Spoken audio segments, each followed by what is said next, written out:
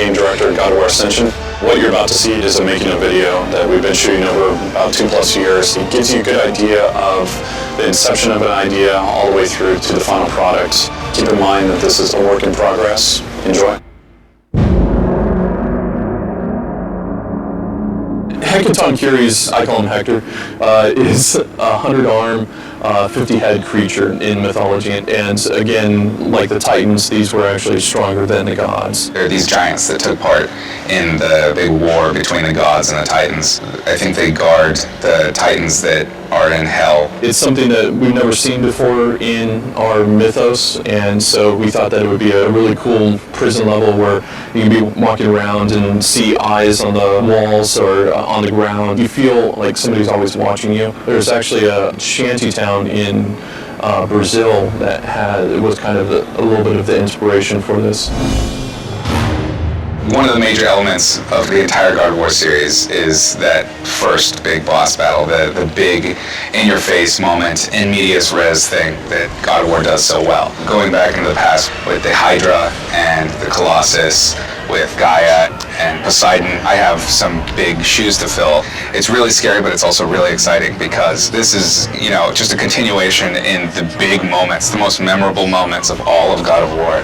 So based on the concept of 50 heads and 100 arms, I thought it would be interesting to make it a creature at first. So I went with an octopus and created this palace on top of a giant land octopus that's living in the ground. We ended up doing some more, so this is a standard figure with the 100 arms coming out of every pore of the body, and I was thinking that the prison palace thing could be its upper body head shape, and that it would just have these rotating faces going all the way around.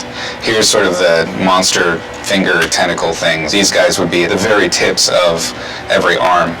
Here's some more variations of them. So I went back and forth from pretty human-looking elements to some really creature-based ones. Hecatonquiero is just a puppet. The Fury is the controller. So she's the primary villain that you need to be getting as Kratos. So this is the Hecatonquiero. The Hecatonquiero is the first prisoner of the Furies. And over the millennia, the Furies just built on top of it so that all of the other prisoners and subjects of the Furies now live in or are tortured on the surface of Hecatonquiero. So another aspect of the pitch was the introduction of where Kratos is. The player comes awake and they are in a world and they're not really sure what's going on. We didn't want to have the fact that he's basically tied to a giant be obvious. The initial sequence is Kratos is actually inside the roof of the mouth. This is like the molars and the teeth up here, and sort of the floor has been built into the bottom jaw. I did a bunch of passes of the head as if it were still alive. These are all heads pre-having the buildings installed, except for this one here.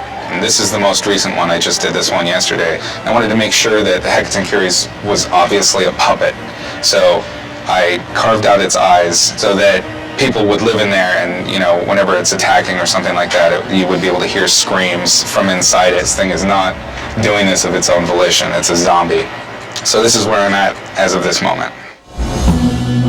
I'm a little nervous, but I'm excited. I want to deliver something that kind of brings something new to the God of War franchise. This gives me a lot of inspiration and ideas for how this could potentially look. So in an actual level, and the shell's basically the template. What we base this off of is a script, and that script basically calls out all the different story moments. And so we kind of take that script, and then now we're building this out in 3D. Imagine this is one of the arms. So here, you're kind of running up an arm, and then there'll be combat in here. The idea here is just putting a stake in the ground. Once we get this feeling right and the space feels right, then we'll actually divvy this up, and a designer will own different sections, and then really go into detail.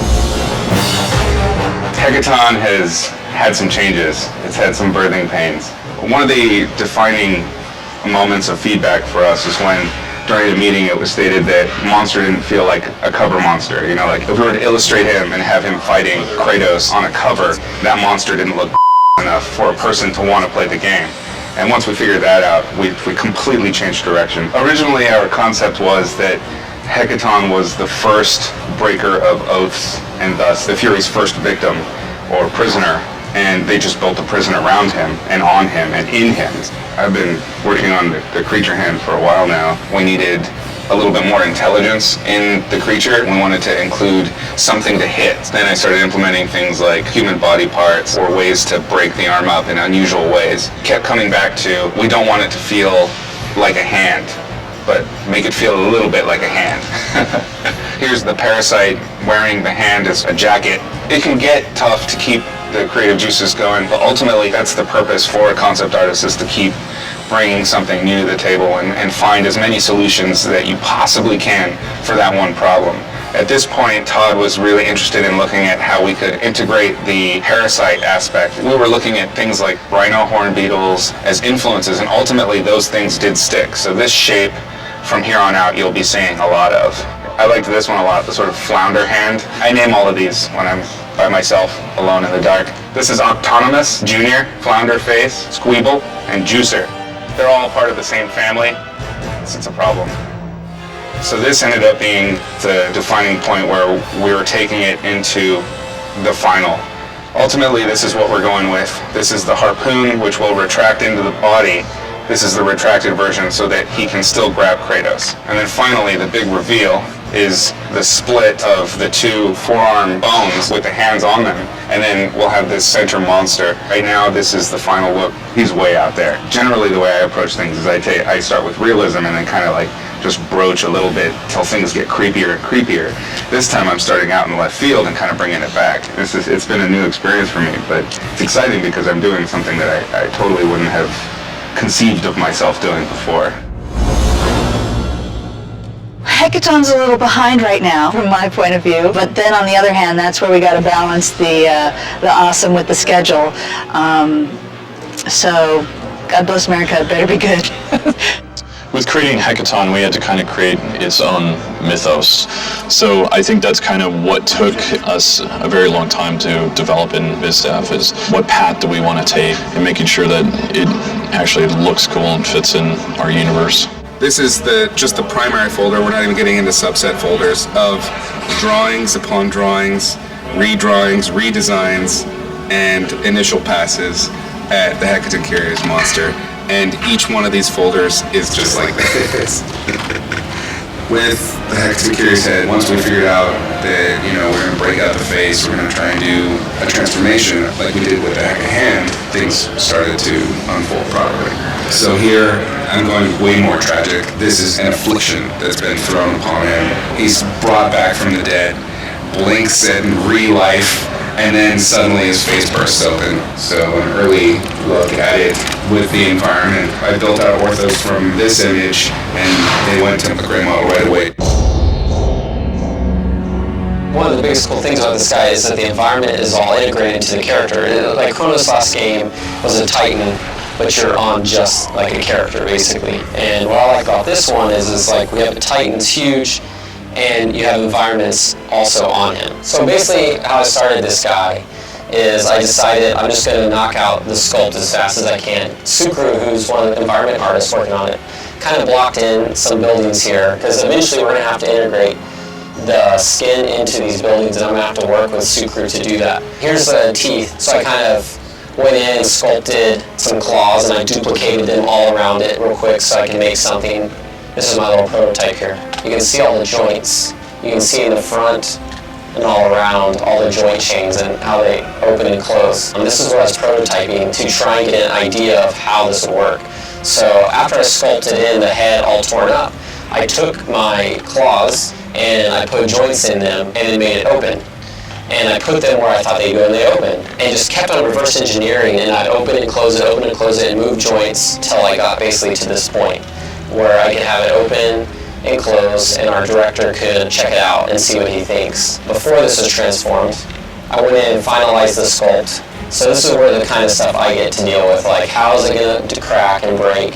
There's this layer here I made, and I did this in Mudbox where I went in with photos and basically cracked up dry looking skin everywhere. So the nice thing about Mudbox, we use this a lot now, Mudbox allows us to take our in-game model with normal maps and everything and paint directly on it. So I have a layer here, the cracks layer, and basically what I've been doing is I will use photos to overlay cracks. There's a lot more subtle stuff now, because the main thing is you want it to naturally feel like it's cracking, not just cracks for no reason. Overall, the design is really solid, and like I look at it and I'm like, oh, it makes sense. This is what I'm making.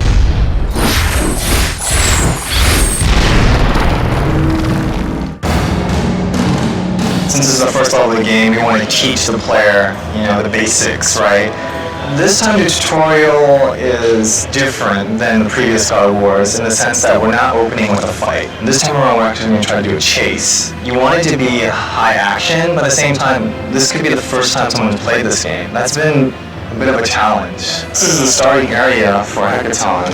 And as you can see, there's a Fury that you're supposed to chase. So basically, if I zoom out here, you can see that we're chained up to the roof of Hecaton's mouth. So after you break yourself free, you start your chase. So these are prisoners, obviously. As you move, she causes stuff to fall, so that's kind of a new ability for Kratos where he can vault over these objects.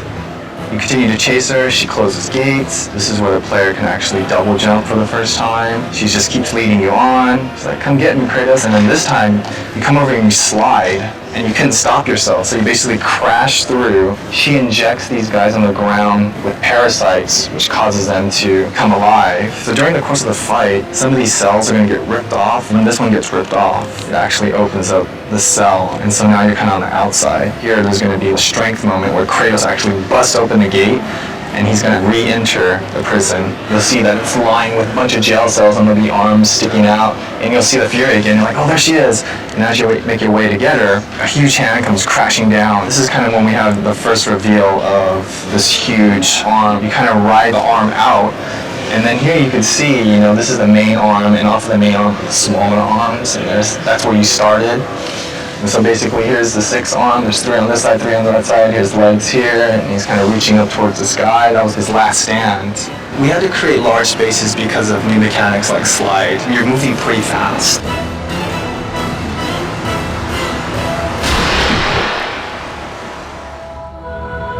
I think this game is definitely different than previous game because first of all, it's more epic, it's more bigger, and again, we try to use some of the architectures that we haven't done. So here what you see is kind of really very high vision concept coming up with the Hecaton architecture. This is another sketch, a little bit different architecture style, trying to add some lot of triangular stuff, see how Todd and Chris are reacting to that.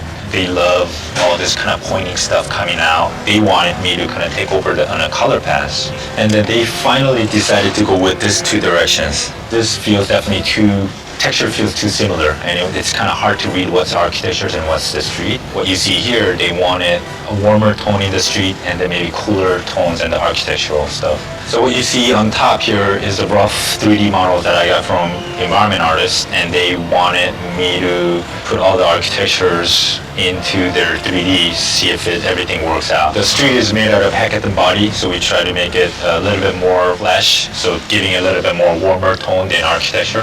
Jung Park did some high vision paintings that were loose but had this like eerie, cloudy, just kind of wet and dirty street. Just kind of working off of that high vision stuff, I really helped to refine exactly what those details are. This is the first boss arena where you encounter this sort of arm creature that is growing on top of a Hecaton. He moves his arm, and as it turns, I kind of was like, oh, maybe as he's sort of decayed over time, a lot of the stonework isn't quite held down, and so as he turns, a lot of it falls apart. And I thought that would be really cool to show just this decay, and you see these giant chunks falling off. After you defeat this beast, the arm turns back and you slide down this sort of road. So also going in and going, oh, there's all these pitfalls that you could go into, and here's like some prisons underneath there. His hand is actually like ripped off, so it's still stuck to a wall, and that's something that you get to encounter later. The hardest thing for Hecaton so far is just placing everything so it works with design and the composition of everything and just the sheer scale of everything. And this is the whole city, and he's huge. His figure goes all the way down. Player will start off inside his mouth, and you do a battle in here, and before you know it, you're on your way going through all these jail cells that are down here, making your way through the arm, and then this whole thing moves, and everything's rigged. Everything in the scene is going to be rigged onto this character. Again, this is way bigger than the previous things that we've done before, more complicated. Now I'm working on this. This is called Hecaton 100, and I got some textures that are blocked out. All the stuff is suspended by big chains. You'll see arms sticking out of windows, and you'll see bodies inside these cages and everything. And that's Hecaton so far.